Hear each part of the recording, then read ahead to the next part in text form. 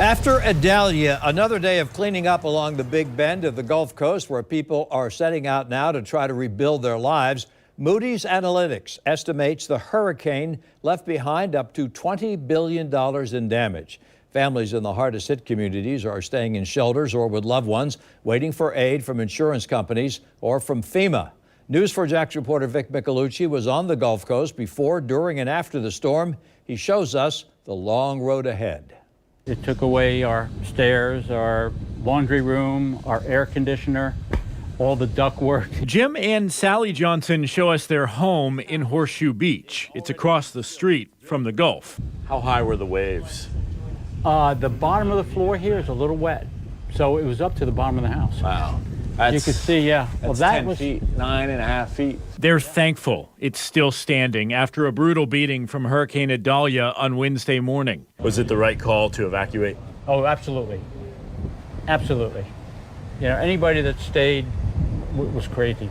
We first met this couple when we rode out the storm together at a lodge about 17 miles inland in Cross City. We weren't going to stay with 9-foot storm surge. Jim is still recovering from colon cancer surgery, which he had just 10 days before the storm. We're just hoping that our house is in a houseboat when we get back. It wasn't a houseboat, but the front addition, their home office, was ripped away along with the bottom of their stairs. It's just a matter of taking the steps. Jim climbs up as Sally nervously looks away. It's amazing what it took and disappeared, and then left the bookcase. They know many of their neighbors have it much worse. 40 to 50 homes were either flattened or washed away in this town. As the community starts to clean up and rebuild, many are worried about insurance. The owners of this home, the Hall family, told us insurance would have cost them $700 a month. It was too expensive, so they decided not to buy it.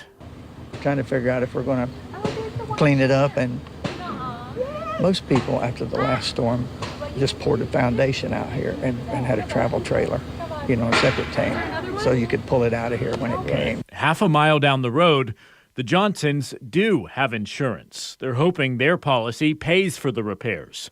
But even Jim, who used to run a small insurance agency, is unsure. Storm surge and flooding coverage can be a gray area, especially in hurricanes. I have fought insurance companies for the 27 years I was in it, because like I said, I own my own agency.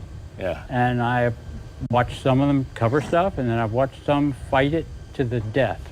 Governor DeSantis says the state has money set aside for disaster relief. He's also calling on the federal government to help.